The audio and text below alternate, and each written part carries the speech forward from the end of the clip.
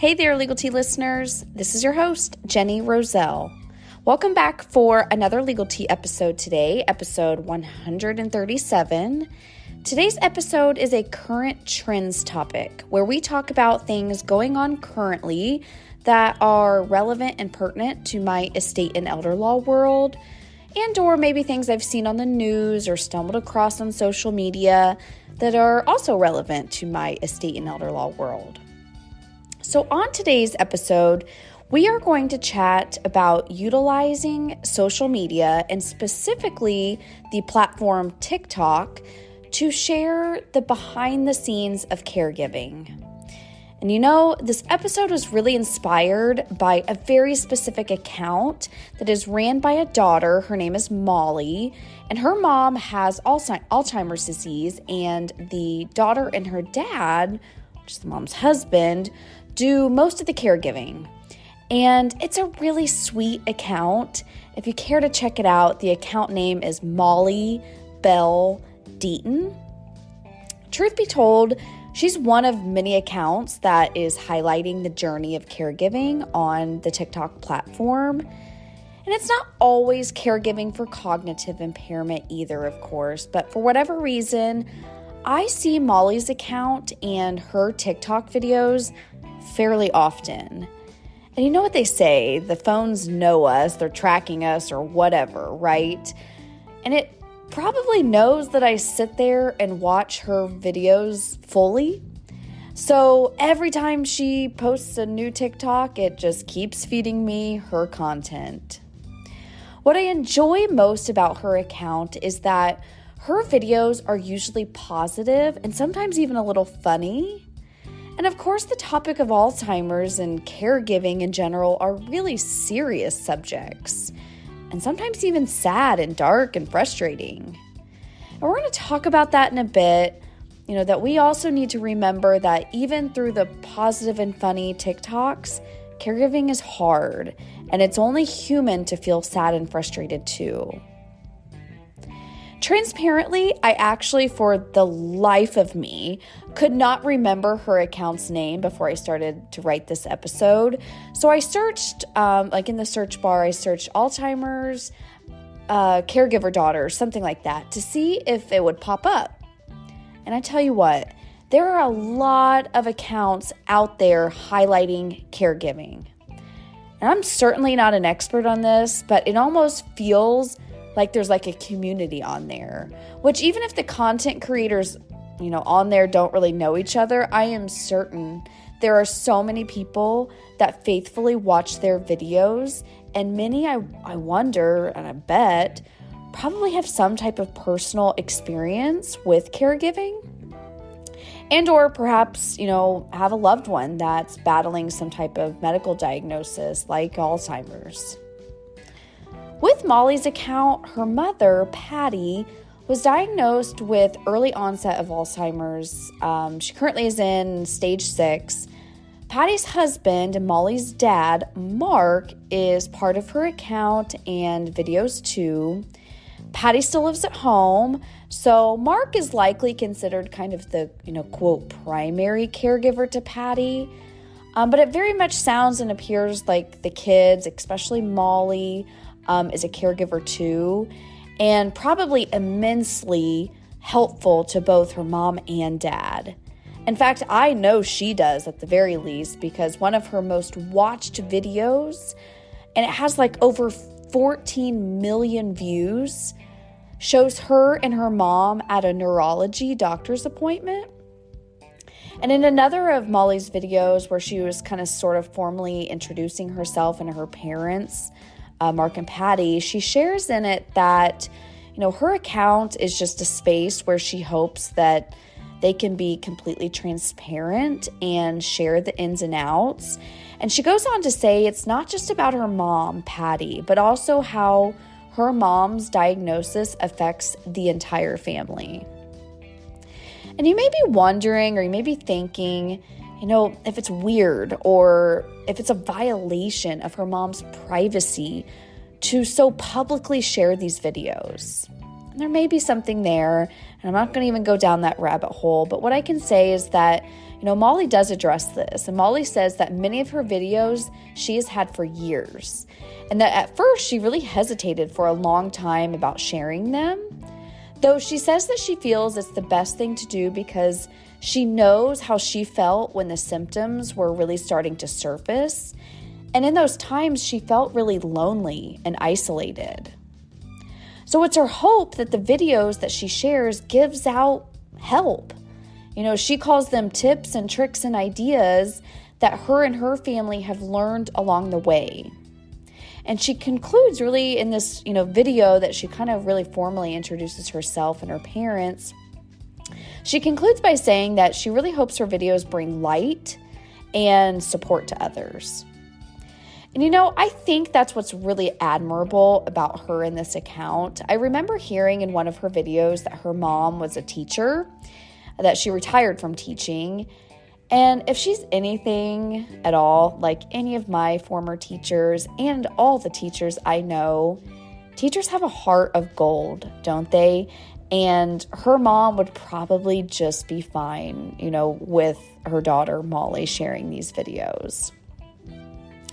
Now, when some think of Alzheimer's, they think of someone, fairly old, maybe in a facility, walking around aimlessly, etc., right? Well, if you don't check out Molly's account, Patty is not that. She's on the younger side. And I actually had to do some digging for a little bit to figure out exactly how old. But Molly did say that her mom, Patty, is currently 65 here in 2024, but was actually officially diagnosed in 2020, so that would have made her closer to 60-ish. But she also shared that her mom started showing symptoms at 55. So like I said earlier, Patty lives at home with Mark. And as much flack as social media gets, and especially TikTok gets, it's things like what I'm about to share with you that remind me that, it sure can be used for good things too. Molly in another video shared an idea that her and her family came up with. And what it was is they created a little card, and it's kind of shaped, she has a picture of it, or she's holding onto it in one of the videos, and it's kind of shaped like a business card. And they keep them and hand them out in public.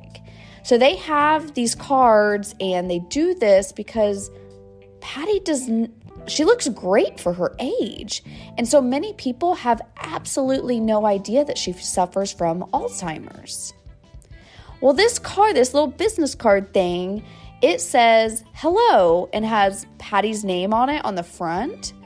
Then on the back, it gives a short little bio of Patty and it explains that she has Alzheimer's.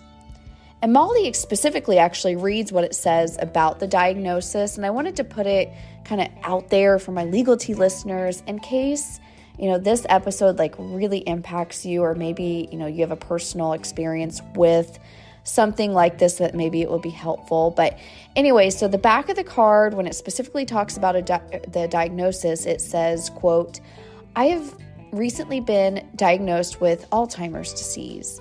My family would greatly appreciate your understanding, patience, and compassion." Molly says that, say for example, they're at a restaurant, they can hand this card sort of discreetly to the server. Or maybe if they're at a store and someone's helping them, they can kind of hand it discreetly to the person helping them, just to let that other person know. And it ultimately helps everyone. It helps all around. It helps Molly and her family with the stress that they are carrying, that they are feeling. That way they don't have to verbally explain what's going on in front of Patty. And it also helps whoever they're handing it to, right? And she says people's responses have been 100% of the time amazing. While I have no personal experience with Alzheimer's, I definitely help a lot of clients and families with navigating legal affairs as it may relate to a diagnosis like Alzheimer's.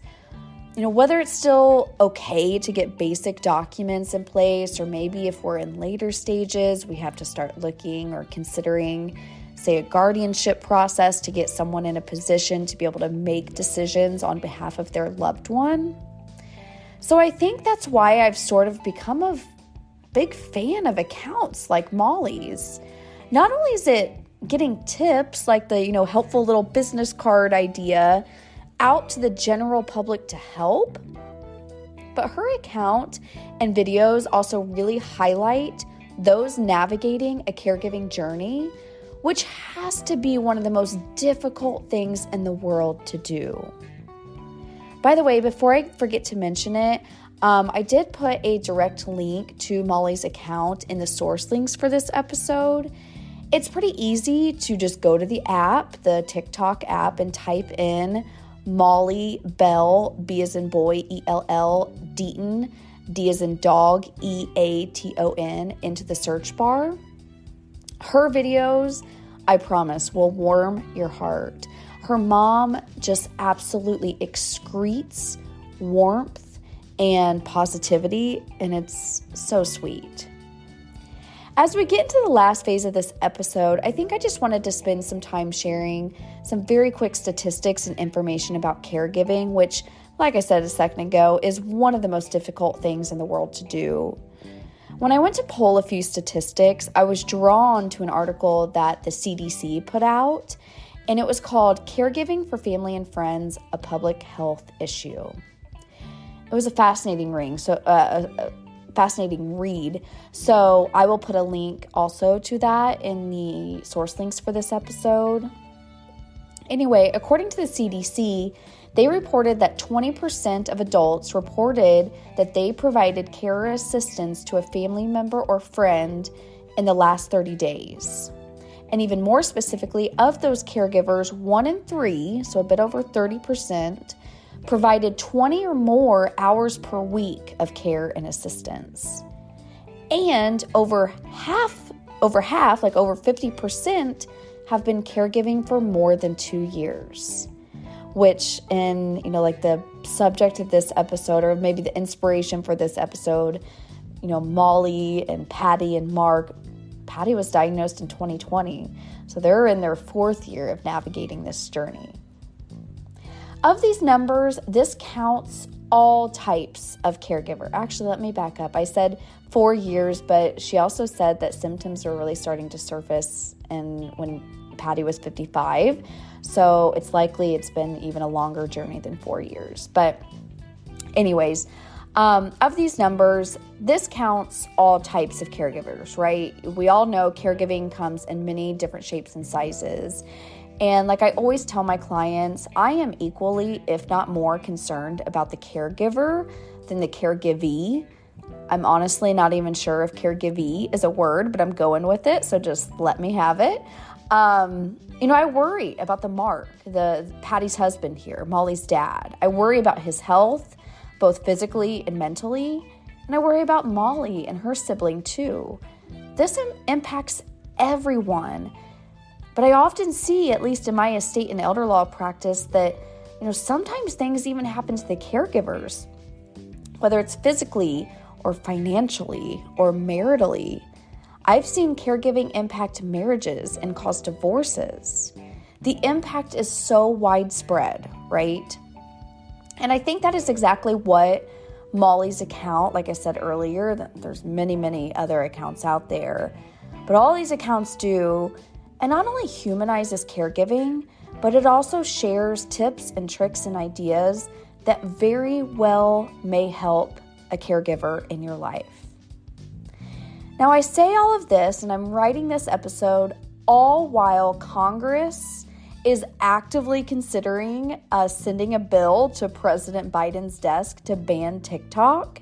So my timing of this episode could not be any worse, if they do indeed ban TikTok. Though if they don't, please consider that silly app to be a resource for you and not just something that, the young kids use nowadays. But if they do ban it, please know there are resources like this on every social media platform. I know Instagram, for example, has started doing what they call Reels, which are essentially TikTok videos. And I'm certain there are just as awesome resources on Twitter, X, Facebook, LinkedIn, all the things. Alrighty, let's wrap this episode up. Next week, we are back to the celebrity estate planning type of episode. During those episodes, we dive into a celebrity or kind of big name person that has passed away and go into how their estate looked from an estate planning perspective. Next week's episode is about Joe Robbie's estate, as in Joe Robbie with the Miami Dolphins. We'll get into him more next week, but I'd actually heard about his estate saga recently, and I was like, oh, I have to dive into that. So tune in to that episode next week, Legal Tea listeners. Talk to you then, and stay well.